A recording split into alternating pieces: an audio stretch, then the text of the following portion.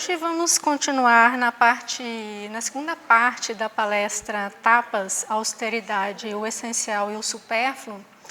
E só para relembrar, nós estamos dentro do contexto do Yoga de Patanjali, onde a austeridade é uma disciplina preliminar. E nós partimos de uma interpretação do Yoga em que a austeridade é vista como uma vida simples, baseada na satisfação de necessidades e não de desejos.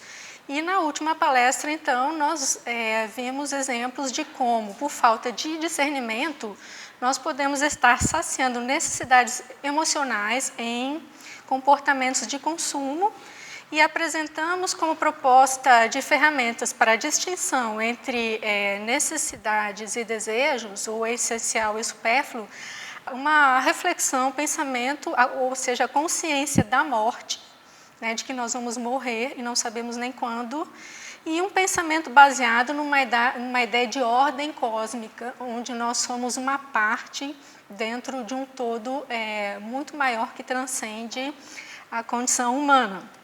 Então, quem não esteve presente e gostaria de ver a parte 1, bem como uma palestra sobre noções gerais do Yoga de Patanjali, pode acessar esse canal no YouTube, que eu digitei aqui, o meu canal, ou na TV Supreme. E como eu falei na parte 1, né, ao final eu citei Blavatsky, eu não lembro exatamente em que texto ela falou, mas ela falou, um dia perguntaram para ela por que o homem está sempre insatisfeito. E ela respondeu, porque a alma tem sede do infinito. Né? E aí nós temos esse caso aqui que eu recebi essa notícia aqui no mês passado, um dia antes daquela palestra, né? De um milionário indiano, né, que tinha uma fortuna, o chamado rei do plástico, que doou toda a sua fortuna para virar monge. Aí a gente pode deduzir que realmente isso que a Blavatsky falou é uma verdade, e nós vimos em exemplos na palestra anterior de pessoas, no caso como artistas e pessoas famosas, ficaram ricas e pela insatisfação acabaram caindo no caminho das drogas, né, e outras formas suicidas de vida. Mas aí, quando a gente vê um caso desses, né, como um homem milionário, temos aqui no texto da notícia que tinha um império avaliado em 600 milhões de dólares ou 1,8 bilhões de reais, né, tornou-se, depois de muitos anos refletindo, né, sobre essa possibilidade de abandonar tudo e entrar no mosteiro, a gente vê que realmente toda aquela aquisição, e era uma pessoa casada, pai de família, tinha uma vida social intensa, né? De certa forma, é uma pessoa assim, que chegou no ápice do sucesso, né? Que a gente pensa, quando eu tiver todo esse dinheiro, quando eu for casado, quando eu tiver filhos, tiver uma vida social, eu vou ser feliz, mas a gente vê que uma pessoa assim, ela não atinge uma satisfação. A pessoa assim, atinge esse apogeu do sucesso e não fica satisfeita, né, e pensa em renunciar. E isso indica que realmente existe uma parte de nós que não pode ser saciada por pelo preenchimento das necessidades comuns, digamos assim, do plano material, do plano mental e do plano emocional. As emocionais que são as mais complicadas, mas ainda assim, vamos supor que a pessoa tinha uma vida emocional estável, ela precisa de algo mais. E dentro desse contexto de uma sociedade que tem acesso a essas ideias, né, do hinduísmo, de que existe algo que só pode ser alcançado, uma necessidade só pode ser preenchida na transcendência, a pessoa larga realmente tudo, né, e segue esse caminho. Ele era casado, só usava roupas de marcas de luxo, agora vai ser celibatário, vai andar descalço com uma túnica, né, vai ser vegetariano como um voto de não causar sofrimento aos animais. Inclusive o jainismo, os jainistas têm um respeito até em relação aos insetos e aos micróbios. Então, assim, não foi um surto de loucura e depois de décadas pensando, ele tomou essa decisão. Aí a gente pensa assim, bom, que contexto filosófico é esse que faz uma pessoa tomar uma decisão como essa? Aí eu trouxe aqui uma ideia essencial no hinduísmo, porque ele é um hindu, que é a árvore da vida, a Ashvata, ou árvore cósmica, que representa o cosmos, e que a Bhagavad Gita cita, Krishna fala na Bhagavad Gita sobre essa árvore, e eu vou ler um pequeno trecho aqui, em que Krishna diz: Ashvata, a eterna árvore simbólica, tem suas raízes, a fonte primeva, firmada nas alturas, no Ser Supremo, e seus ramos se desdobram para baixo, pelo mundo criado em incessante mutação. Quem isso compreende, conhece o universo. Vejam que essa é uma descrição do universo do ponto de vista hindu. Seguindo, as ramificações da árvore descem para as baixadas do mundo sensorial, ou seja, ela tem as suas raízes no Ser Supremo, no Espírito, né, que se manifesta em raízes, troncos, caules e, por fim, as folhas. Então, essas ramificações descem para as baixadas do mundo sensorial, que é o nosso mundo, nós estamos nesse mundo das folhas, e seu alimento são os gunas. Os objetos do mundo sensorial são como que os seus brotos. As raízes nascem sempre de novo dos atos que o homem pratica no mundo objetivo e o prendem nesse plano. Nesse mundo de samsara, que é o mundo em que vivemos, que está em contínuo vai e vem, ou seja, em constante mudança, desconhece o homem a origem e o fim da árvore da vida. Mas aquele que, pelo gládio da renúncia, corta as raízes do apego em seu coração, esse ingressa no Altíssimo, naquela morada da qual nunca mais regressa para a vida mortal, porque entrou na posse da verdade, de cujo seio irradia toda essa manifestação cósmica.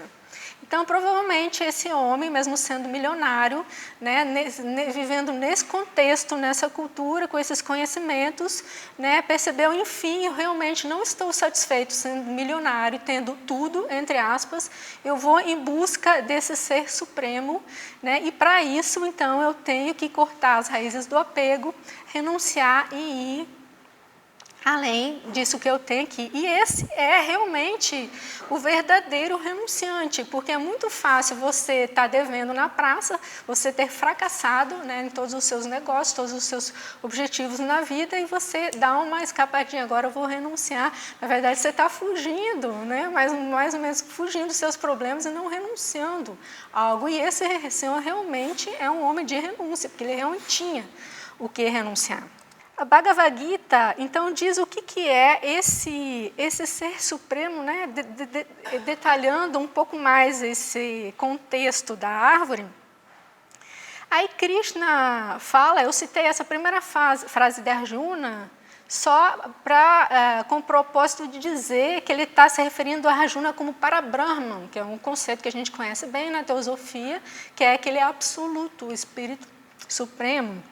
Então, Krishna, enquanto Parabrahma, Arjuna fala, sim, tu, Parabrahma, és a suprema realidade e absoluta pureza, o ilimitado espírito cósmico, ou seja, aquele ser supremo que está ali alimentando as raízes. Esse é a Parabrahma. Pois bem, eu te descreverei os meus principais atributos, os principais somente, porque sem limites é a minha plenitude. Ser algum pode me conhecer totalmente, por isso que ele é chamado de incognoscível. Eu sou a essência espiritual que habita nas profundezas da alma e no íntimo de cada criatura, o princípio, o meio e o fim de todas as coisas, a sua origem, a sua existência, o seu termo final. Então, quem teve uma sensação de déjà vu nesse trecho e lembrou daquela música do Raul Seixas, eu sou o início, o fim e o meio, né? Na verdade, Raul Seixas, ou melhor, Paulo Coelho, que tirou daqui, né? Raul Seixas, que cantou a música de Paulo Coelho. Naturalmente, na Bhagavad Gita não está, como ele disse, a mosca na sopa e o dente no tubarão. Mas as outras coisas estão E eu, para não me estender muito, e eu recomendo que vocês leiam esse capítulo 10 depois, que é lindíssimo, até o meu preferido, eu vou ler só alguns desses versos para vocês se lembrarem do Raul Seixas. Então, do capítulo 10, o verso 32, eu sou o princípio, o meio e o fim do universo, a sua essência real e a sua existência aparente. Eu sou a sapiência dos sapientes, a vidência dos videntes, o verbo das línguas, a luz dos olhos. Eu sou o A entre as letras do alfabeto, o pensamento dos pensadores, a vida dos videntes, o amor dos amantes, o sustentáculo cósmico de tudo quanto existe. Eu sou o nascer que tudo forma e o morrer que tudo transforma. Entre as qualidades femininas, sou a virtude e a beleza, a graça e a modéstia, a eloquência e a paciência. Saltando alguns, eu sou o Deus em tudo, a força dos fortes, a beleza dos belos, a astúcia dos astutos, o saber da inteligência dos sapientes, sou o silêncio onde habita o mistério de Deus. No seio de cada coisa sou a semente do ser. Não há nada animado ou inanimado que tenha existência separada de mim. E aí, no fim, então, Krishna diz, mas Arjuna, por que prosseguir com toda essa enumeração? Basta saber que em todas as coisas está o meu divino eu, do meu ser que emanou o universo todo, como manifestação da minha essência.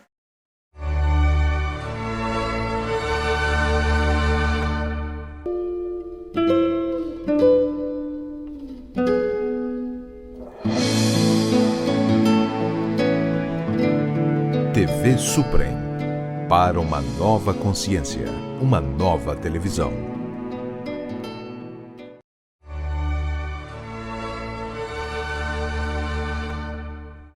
E já que a gente está falando sobre o essencial e o supérfluo, em última instância, o que nós buscamos mesmo é essa essência, por mais que existam necessidades que nós precisamos preencher de modo essencial, que sejam necessidades físicas, necessidades mentais, necessidades emocionais, em resumo, a última necessidade que nós buscamos na vida, a última essência que nós buscamos é essa, é o conhecimento dessa essência espiritual que aquele hindu, por já ter preenchido todas as outras, por contraste, compreendeu que o que falta nesse momento da vida dele é essa essência. Agora, nós, naturalmente, quantos de nós estamos na condição de largar tudo hoje, e entender que, bom, agora eu vou buscar essa essência, eu vou para um mosteiro, Somos poucos. E o nosso fim é encontrar essa essência, mas isso demora um pouquinho, nós não vamos conseguir isso para a semana que vem, Até para chegar nesse ponto desse Senhor, demora um certo tempo. E, enquanto isso, o que a gente faz? A gente pratica, e a gente segue o caminho do iniciante. E aí eu trouxe mais um trechinho da Bhagavad Gita que fala disso. E Arjuna, comentando então com Krishna, enalteceste, Senhor, a abstenção dos atos e recomendaste, não obstante, a atividade. Aí ele está se referindo a toda uma parte grande que a Bhagavad Gita fala sobre a ação sem apego, que é um caminho também, a ação com a renúncia dos frutos, mas hoje a gente não vai entrar nesse ponto. E aí ele diz, dize-me agora, em definitivo, qual é o caminho melhor para atingir a meta mais alta. E aí Krishna diz, bom é agir e bom é abster-se da atividade, tanto isto como aquilo conduz à meta suprema, mas para o principiante melhor é agir corretamente. Então, quem são os principiantes? Somos nós. Então, nós estamos ainda nessa fase de procurar agir corretamente, e é por isso que estamos nesse contexto da austeridade, para tentar entender o que é o essencial em cada ação, porque para agir corretamente nós precisamos saber o que é essencial na ação. E nós temos também que ter essa compreensão de que nós estamos nessa parte do yoga como yoga preliminar, cujo objetivo é diminuir as aflições, ou o termo sânscrito é kleshas, ou causa das aflições, que são ignorância, falsa identificação, atração, repulsão, desejo de continuidade. São conceitos que por si só já exigem toda uma apresentação à parte. Não temos tempo para entrar nesses detalhes hoje.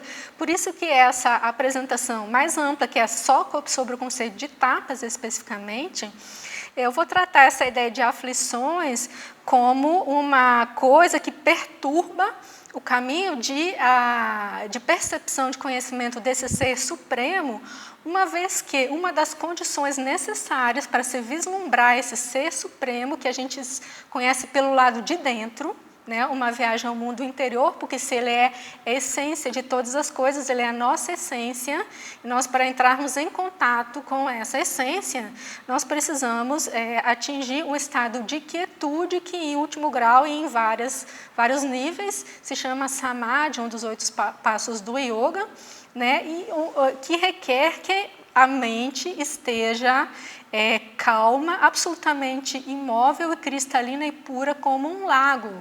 Então, essa ideia de aflições, de uma forma geral, que eu estou trazendo aqui sobre a distinção entre essencial e supérfluo, essencial, tudo aquilo que perturba esse lago mental, tudo que nos leva a uma perturbação mental, inquietação, é supérfluo, ou seja, atrapalha. Então, assim, nós estamos nesse nível básico de ser das folhas, revisando, que as folhas têm suas necessidades materiais, né? Mas, como temos a necessidade espiritual de atingir esse ser supremo, nós temos que ter sempre em mente que tudo que atrasa o caminho que leva ao ser supremo está atrapalhando, é supérfluo. Então, nós precisamos ter uma vida de satisfação das nossas necessidades, tendo essa consciência, distinguir em relação a cada coisa, a cada ação, né, que o supérfluo é aquilo que atrapalha, que gera perturbação, inquietude. Então, como a gente faz isso na nossa vida, né? Porque nós dentro de uma disciplina de monastério, como num ashram, como esse senhor vai seguir daqui para frente, tudo está mais ou menos organizado, né? E a gente sabe, por esses textos que vêm da Índia, né, que foram escritos dentro de uma cultura indiana, que tem uma série de prescrições básicas e que nós vamos seguir sobre a austeridade na alimentação, não comer demais, também não comer de menos, não usar drogas, álcool, tudo que gera a perturbação mental, a estagnação, tudo que atrapalha a nitidez desse lago, é supérfluo e deve ser cortado. Então, também, essa busca desenfreada por posses também atrapalha.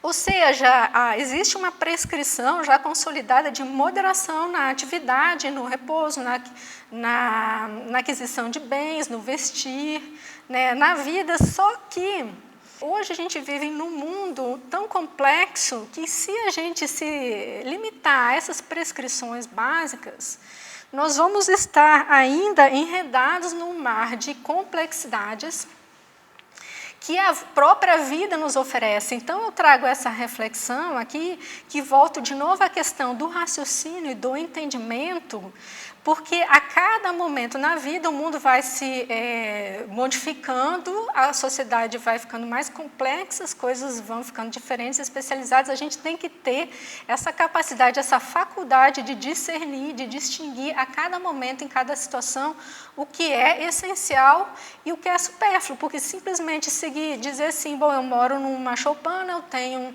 só um par de sapatos, né, eu como só uma vez por dia, então eu já resolvi essa questão da austeridade. Mas se você fizer isso, se você tiver uma cabeça complicadíssima, porque você está vivendo numa sociedade, né, que de certa forma é neurótica, só essas prescrições não resolvem o problema, porque existem outras questões que a gente vai ter que enfrentar sobre o que é essencial e supérfluo enquanto a gente estiver dentro desse mundo ocidental como a vida é hoje. E é por isso que eu gosto muito de trabalhar nessa visão do Yoga de Patanjali, que é do Ruit Mehta, porque Ruit Mehta, ele era um amigo de Krishnamurti e ele fez uma interpretação dos Yoga Sutras de Patanjali com uma visão krishnamurtiana que é muito aplicável à mente do homem contemporâneo, né, que vive na nossa sociedade. Então, você vai ver, muitas vezes eu falando coisas aqui nas palestras sobre o yoga, vai dizer, não, mas isso não está certo, porque eu fiz um curso na Índia, no ashram, tal, que não diz assim. Na verdade, essa visão do Ruit Mehta é uma visão diferente, como eu falei, do yoga, e ela não é exatamente errada.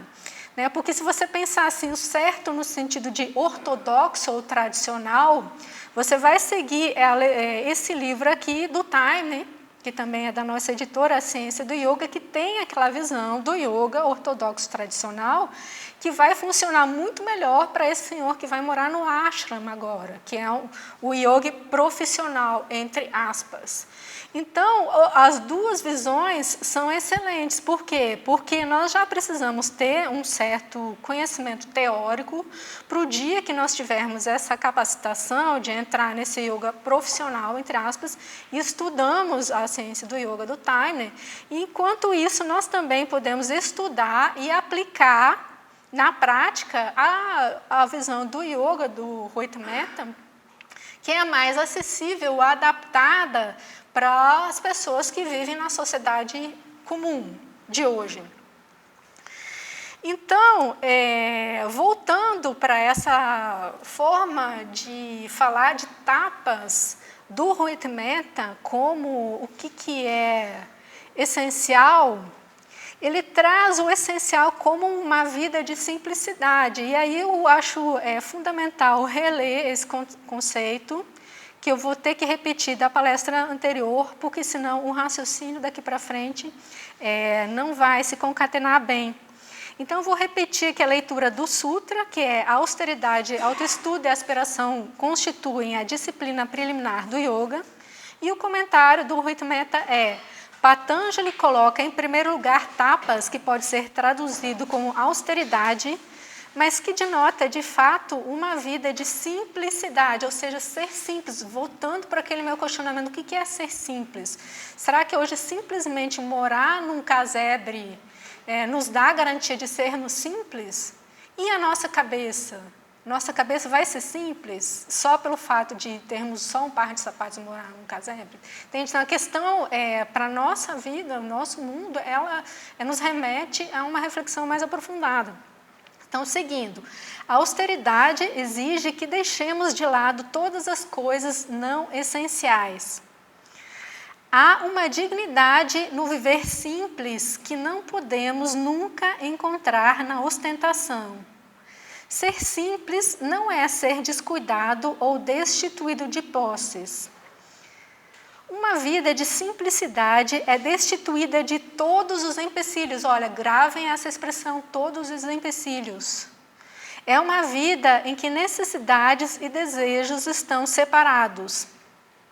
Uma vida de ostentação é baseada na realização de desejos, mas uma vida simples se preocupa com a satisfação de necessidades. Patanjali aponta que aquele que deseja trilhar a senda do yoga deve voltar-se para as coisas simples da vida.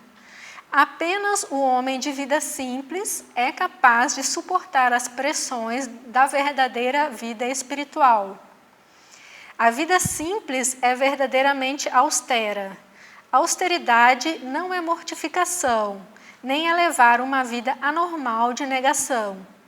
Entretanto, a simplicidade não se preocupa com a rejeição das coisas ou dos objetos. Ou seja, como eu falei na parte 1, não adianta você dizer assim, não, agora eu não vou usar produtos industrializados, então eu estou na simplicidade. A questão é muito mais profunda que essa, é o que ele está dizendo. Ela nasce de uma mente que é simples, mais exatamente de uma mente que é inocente. Então, aí começa a nossa investigação, que é ter uma mente simples num mundo tão complicado como é hoje. Aí eu trago alguns exemplos a partir dos quais nós fazemos as nossas reflexões. Né? Porque se pensar entre distinguir o essencial e o supérfluo, como eu trago aqui, a questão base é ter um raciocínio que nos torna capaz de distinguir. Porque se você pegar, por exemplo, um jovem que resolveu abandonar todo o supérfluo da vida, passa o dia trancado dentro de um quarto, lendo o livro de filósofo existencialista, por exemplo.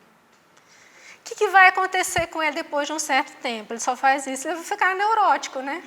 Vai ficar completamente doido, que é o que a gente diz, ainda culpa a filosofia. Poxa, esse negócio de filosofia deixa a pessoa doida. Não é, a culpa não é a filosofia. A culpa é a atitude da pessoa. O que ele fez nesse exemplo? Ele jogou realmente todo o supérfluo fora, só que ele jogou o essencial junto. Né? Porque você vê, nós no estado em que nós nos encontramos, de folhas ou de brotos daquela árvore da vida, né? Nós ainda não temos a capacidade de beber direto da fonte do Ser Supremo. Nós precisamos interagir, trocar energia, né? Nós temos as nossas necessidades de folhas. Então, nós precisamos interagir com outras pessoas, né? Precisamos viver no mundo, precisamos nos relacionar bem, né? Precisamos ter contato com a natureza, precisamos de alimentação, de exercício. Né? Então, assim, falta nesse caso, né, essas pessoas que resolvem largar o mundo, se decepcionaram, vão me dedicar só ao estudo ou algum tipo de coisa, e aí daqui a pouco a pessoa afunda, né? Se deprime e não entende o que aconteceu. Porque não houve essa distinção entre essencial e supérfluo. Entendeu? O essencial foi junto. Outro exemplo, como eu acabei de mencionar, a pessoa que mora, vou largar, sair da cidade, vou morar numa choupana, né, só tem um par de sapatos, né, uma muda de roupa, mais meia dúzia de coisas, mas a pessoa é profundamente complicada, neurótica, porque ela já está com seus problemas não resolvidos, num mundo, né, confuso, e ela vai levar junto para a choupana, e ela vai ter uma vida simples, ou uma mente simples, como o Reutemann diz, né, que é a ideia de tapas, não vai.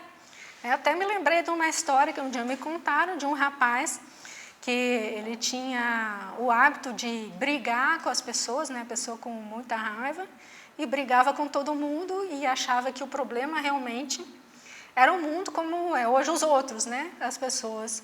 E aí, muito estressado, resolveu tirar umas férias em período de baixa temporada, foi para uma pousada, num lugar bem isolado, e só tinha naturalmente o dono da pousada, porque uma pessoa tinha que atender, e ele conseguiu brigar com o dono da pousada.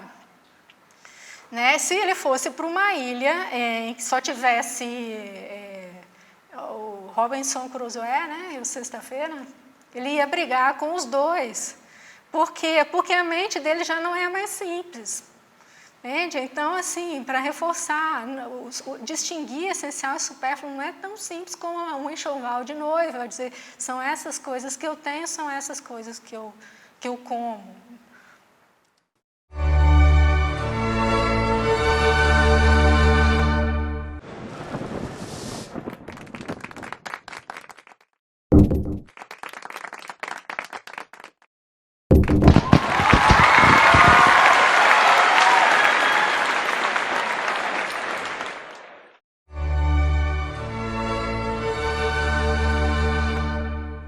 Outro exemplo, o essencial é o supérfluo até na nossa postura corporal. Né? Qual é o grau de tensão que a gente usa para segurar uma caneta? Né? No dia a dia nós estamos distraídos, nós vivemos tensos, sentamos na frente do computador tenso. O grau de tensão do corpo na cadeira do dentista. A gente está com a tensão corporal essencial ou existe uma carga de tensão supérflua? Né? Provavelmente a gente passa o dia com uma carga enorme de tensão supérflua. E aí estamos o quê? Consumindo energia. Isso está dentro da questão de austeridade. No mundo de hoje. Um encontro romântico, né? Um casal aqui se conhecendo num restaurante. E um dos dois está falando assim: eu tenho carro da marca tal, porque eu tenho tanto dinheiro, porque eu tenho prestígio, porque eu tenho cargo, porque eu isso, porque eu aquilo. E eu contando uma série de vantagens, né, a pessoa falando sobre si. E a outra pessoa, então, ali, simplesmente ouvindo, né, bem entediada. Ou, pior ainda, muito interessada nos bens, né, que é até pior, a outra pessoa, né. Aí, depois daquilo, a coisa se resume nisso, depois daquilo as pessoas vão embora com uma sensação de vazio, né, de frustração. Aí eu pergunto para vocês, nessa questão de relacionamento, o que é essencial? Aí eu já volto a entrar na questão das definições e trazendo o velho e bom Aristóteles, né, e como todos os filósofos, a maioria dos filósofos gregos, né, que tinham um pensamento a partir das coisas, do que as coisas são, como se lê nos diálogos de Platão, Sócrates perguntando o que é a justiça, o que é o amor, o que é a amizade, nos textos de Aristóteles também. Né, para cada coisa, né, e Aristóteles diz, a definição é uma frase que indica a essência de uma coisa. E se a gente olhar para um encontro desses e pensar assim, o que é a definição de um encontro, de um relacionamento? Se a gente pensar assim numa definição mais simplória, até uma metáfora que se usa, relacionamento é uma via de mão dupla. Nesse exemplo que eu dei, que uma pessoa fica lá autocentrada, só falando de si, existe via de mão dupla? Não existe, né, uma via de mão única. Então, naturalmente, não houve relacionamento e não é de graça que as pessoas saem dali com uma sensação de vazio completo. Veja, nós estamos na esfera das folhas da árvore da Ashvata, né? Mas dentro, existe uma essência que é o Ser Supremo, mas dentro das folhas existe uma essência em cada coisa. E já que estamos operando no nível das folhas, nós temos que ter a consciência do essencial e supérfluo nesse nível também. Por quê? Porque se a gente não tem essa consciência, a gente acaba gerando, como eu falei, perturbação para aquele lago. E vai dificultar, né, essa trajetória até o Ser Supremo, porque a falta de definição e a falta de vida conforme o que é essencial de cada coisa gera toda essa sensação de vazio, essa sensação de não preenchimento, né, que eu não estou falando aqui simplesmente por uma questão de observação do que eu faço na vida, mas essa é uma ideia do contexto dessa interpretação que eu falei do Rui Mehta sobre o yoga aplicado à vida de hoje, que ele vai associar essa ideia de tapas, né, como a identificação das necessidades, à ideia do roubar, do não roubar, quer dizer, como uma prescrição moral. E eu não trouxe esses trechos porque ele faz citações de termos sânscritos e envolve conceitos que ia complicar muito a apresentação de hoje. Por isso que eu estou falando aqui de um modo muito geral. Mas ele diz assim, se você não tem uma consciência das necessidades, se acaba se sentindo frustrado, vazio, isso te leva a quê? A um roubar que ele interpreta num nível, não só aquele roubar comum, que a maioria de nós aqui já não faz mais, né, mas até o roubar psicológico, que ele chama a ideia de imitação, quando nós queremos ser o que os outros são e queremos ter a vida que os outros têm. Puxa, eu estou infeliz, fulano, o vizinho é feliz. Então, eu tento imitar. Então, esse tipo de frustração das nossas necessidades nos leva a essa ideia de imitação, que é um roubo, que acaba assim, nós queremos buscar uma coisa que não é nossa, que não é a nossa vida, e nos leva também a uma prisão em relação ao passado, um passado psicológico não completo. E hoje em dia é bastante comum, e eu não preciso nem desenvolver aqui, que vocês já sabem, essa ideia de que o ser iluminado é aquele ser que vive com plena atenção de momento a momento.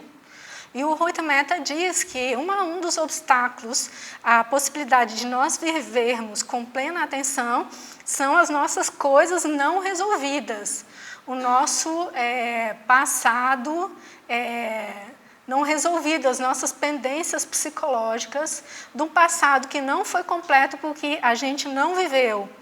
E aí eu vou trazer mais exemplos aqui. Então, assim, essa questão assim, das definições do que é cada coisa, dos papéis que nós exercemos, ela é crucial para que a gente consiga vivenciar essas experiências e cumprir, de certa forma, até o nosso dever e não nos complicar. E aí eu trago aqui a necessidade da gente pensar e definir sobre cada coisa, né, cada papel, cada momento da nossa vida, por exemplo, o que é ser chefe, o que é ser marido, o que é ser pai, o que é ser mãe. Né, aqui eu trouxe um exemplo de militar, não que eu tenha algum problema com militares, mas foi uma ilustração que me ocorreu, por exemplo, um pai que é militar, e para falar em termos bem junguianos, é uma pessoa identificada com a persona, né? Ele pode ser um excelente militar e ele sabe bem ser militar, mas ele é militar 24 horas por dia, porque ele está tão identificado com aquilo, e quando ele chega em casa, ele até pode tirar a sua farda no sentido físico, mas psicologicamente ele não consegue tirar a farda. E aí ele vai tratar os filhos como se fossem soldados, trata os filhos e a mulher como se fossem soldados. Né? Então eu pergunto assim, uma pessoa nessas condições, ele está se perguntando o que é ser pai? Porque ele pode até saber intuitivamente que é ser militar. Mas, assim, enquanto ele está sendo militar, ele está cumprindo essencialmente, né, o que é ser militar. Mas, se ele está sendo pai e marido, sendo militar, ele vai deixar uma lacuna ali de uma questão não resolvida na vida familiar dele, que uma hora vai pesar. Aí vocês pensam assim, num pai que pode ser ausente fisicamente, ou até presente fisicamente, mas ausente mentalmente, né, que foi pai, mas depois de alguns anos se deu conta que, na verdade, ele não foi pai, porque ele não estava inteiro ali como pai. Né? Ele funcionou de alguma forma e depois ele tem aquela lacuna. E como eu falei na parte 1, a morte tem o poder de nos apontar essas lacunas das nossas vidas, e é por isso que é muito comum, né, as pessoas perto da morte começarem a se questionar o que eu não fiz. Né? O pai que eu não fui, a mãe que eu não fui, o filho que eu não fui, o marido que eu não fui, o chefe que eu não fui. Por quê? Porque naquele momento, né, eu não estava lá plenamente, e se eu não estava lá plenamente, né, não estava mentalmente presente, muito menos eu tinha condição de me perguntar qual era a essência daquela vivência e viver de uma forma plena aquilo para não deixar lacunas. Então, de certa forma, essa vida plena, essa vida mais substancial, de definição do que é essencial, ela nos prepara também para a morte, porque quando nós estamos perto da morte, nós não temos essas pendências, né, que vão nos incomodar. Então, aí eu trago, né, como eu falei, essa proposta do estudo, da leitura desses textos dos filósofos gregos, que vão tratar das definições, não que a gente tenha que copiar as definições deles, mas tentar imitar uma forma de se pensar, né, a partir de uma visão simples do que cada coisa é, que naturalmente não é essa visão de definição que a gente tem da vida acadêmica do mundo de hoje. Porque hoje você vai, por exemplo, fazer uma monografia, uma dissertação de mestrado, você vai fazer uma definição de alguma coisa, você vai se embasar no autor, né, e vai escrever 10, 20, 30 páginas sobre essa definição. Naturalmente, isso não é possível, não é viável na nossa vida cotidiana. Né? Então, os acadêmicos de hoje dizem, e no enfoque deles com razão, que essas definições gregas elas são simplórias, e são. Você não vai usar esse tipo de pensamento num trabalho científico. Né? Mas no cotidiano, no dia a dia, você vai ter que usar sim, porque você vai ter que pensar de uma maneira rápida o que é cada coisa, né, a cada momento, e não quer dizer que a sua definição vai ser permanente e nem vai ser dos outros, mas você vai ter a sua própria definição que vai amadurecer ao longo dos anos, enquanto, ao longo do seu amadurecimento, você vai rever o seu entendimento do que cada coisa é.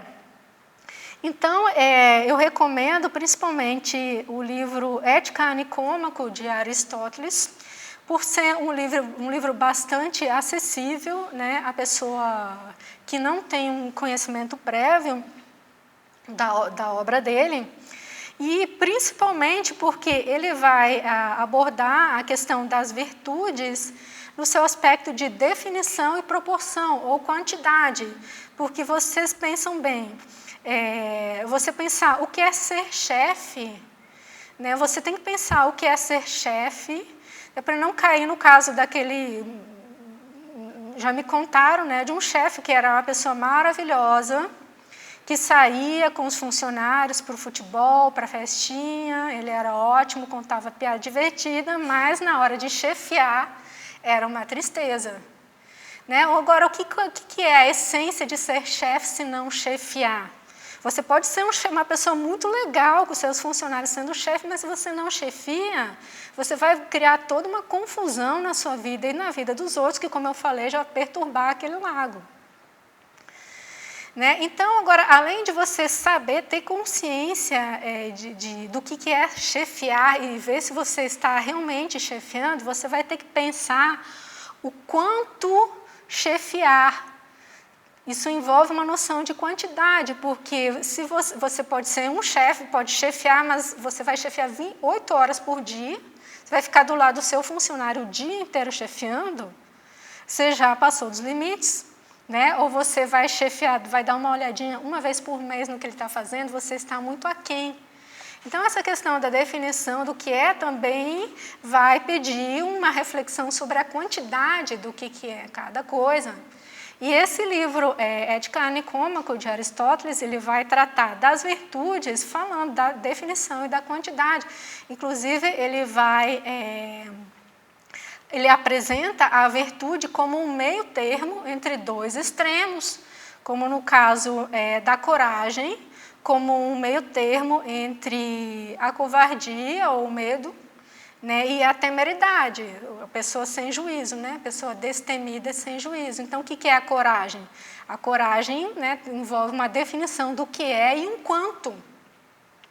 Então, assim, a gente tem essa possibilidade de se beneficiar da leitura desses textos, né, para nos ajudar nesse entendimento, nessa percepção da essência de cada coisa, né, na nossa vida comum.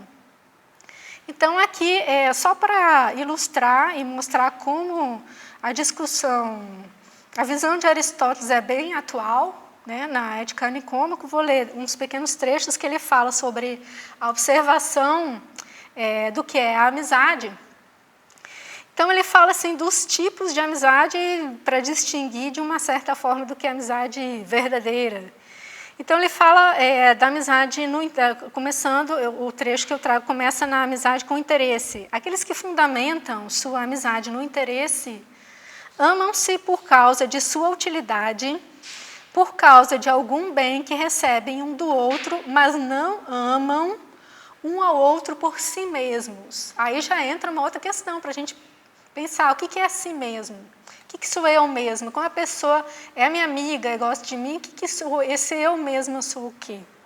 Né? Já é uma questão bastante aprofundada, distinguir esse eu mesmo de toda, porque existem espaços cinzentos, né? Não, são os meus bens, né? São as minhas circunstâncias, e onde isso termina, onde começa o eu mesmo. Não é tão simplório assim. O mesmo se pode dizer a respeito dos que se amam por causa do prazer. Não é por causa do caráter que os homens amam as pessoas espirituosas, mas porque as consideram agradáveis. Assim, essas amizades são apenas acidentais, ou seja, são circunstanciais. Pois a pessoa amada não é amada por ser o homem que é, mas porque proporciona algum bem ou prazer. É por isso que tais amizades se desfazem facilmente se as partes não permanecem como era no início. Pois se uma das partes cessa de ser agradável ou útil, a outra deixa de amá-la. Acresce que útil não é permanente, mas está constantemente mudando. Dessa forma, quando desaparece o motivo da amizade, esta se desfaz, pois existia apenas como um meio para chegar a um fim. A amizade perfeita é aquela que existe entre homens que são bons e semelhantes na virtude, pois tais pessoas desejam o bem um ao outro de modo idêntico e são bons em si mesmos. Dessa forma, aqueles que desejam o bem a seus amigos por eles mesmos são amigos no sentido mais próprio, porque o fazem em razão de sua natureza e não por acidente. Por essa razão, sua amizade durará enquanto essas pessoas forem boas, e a bondade é uma coisa muito duradoura. Então, essa reflexão ela é muito importante e muito prática, porque muitas pessoas só vão se dar conta disso, que ele está dizendo, no momento em que perderam já os seus atributos acidentais ou circunstanciais. Né? A pessoa que tinha muitos amigos era rica, de repente ficou pobre e sumiram todos. Né? Ou a mulher que era muito bonita, modelo fotográfico, né? Atriz, sei lá, famosa, com 60 anos, já vê que não tem tantos interessados assim, tantos amigos, tantas pessoas próximas. É triste, né, ver que às vezes as pessoas entram em crise, em depressão profunda, constatarem isso. Né? Muito melhor seria ter essa reflexão antes, né, dessas situações acontecerem. E aí, para finalizar, eu ainda trago aqui um questionamento a respeito do essencial e supérfluo de forma coletiva, que nós precisamos ter na nossa sociedade. Aqui eu trago um exemplo, chips, placas de computadores, porque muitas vezes nós queremos ser simples na vida prática, mas a vida já não permite mais, porque a simplicidade em certas coisas não está mais disponível. Né? Como outro dia eu fui comprar um aparelho de som. Aliás, eu sinto falta dos bons tempos em que a gente comprava aparelhos que ligavam e desligavam e fazia coisa. Hoje em dia não existe mais, porque era um aparelho que liga e desliga e faz aquela coisa. Não tem. Os aparelhos fazem milhares de coisas. Eu fui comprar o aparelho de som e aí a pessoa disse assim, não, isso aqui você aciona pelo seu celular, que você baixa um aplicativo.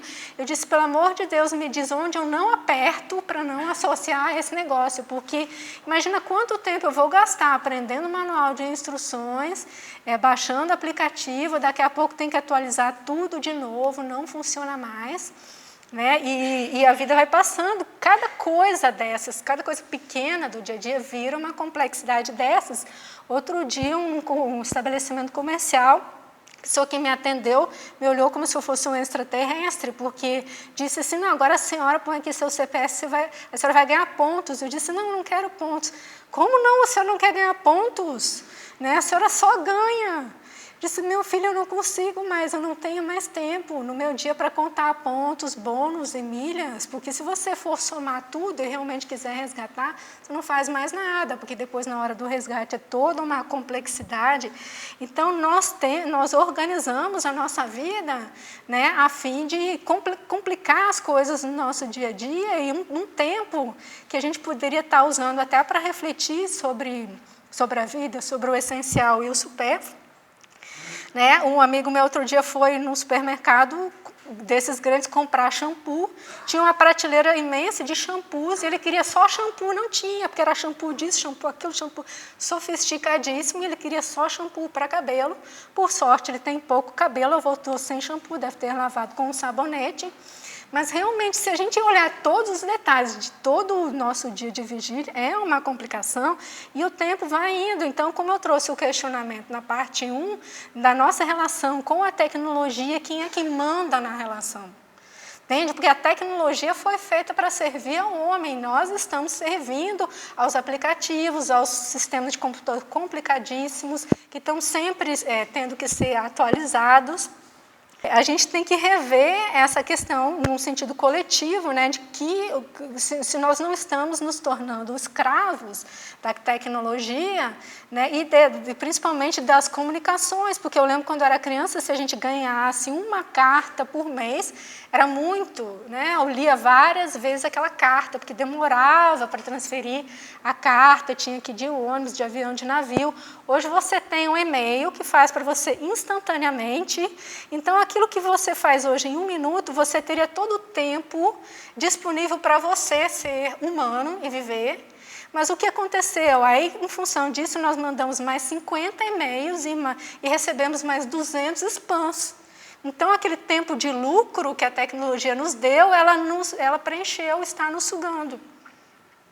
Em relação a isso, nós temos que também analisar a questão da complexidade do conhecimento, né? Porque hoje em dia é difícil achar generalista, né? O conhecimento está virando cada vez mais específico, e às vezes eu vejo uns casos de um advogado, por exemplo, de uma geração mais nova, recém-formado, que aprendeu já num sistema de conhecimentos específicos, quando ele tem um caso que cai entre o direito administrativo e o direito tributário, que não está nem num manual nem no outro, ele fica desesperado, telefonando para todo mundo, né? E, enfim, ele acha alguém das antigas que é capaz de pensar a partir de categorias mais gerais e fazer uma dedução para oferecer uma solução para ele.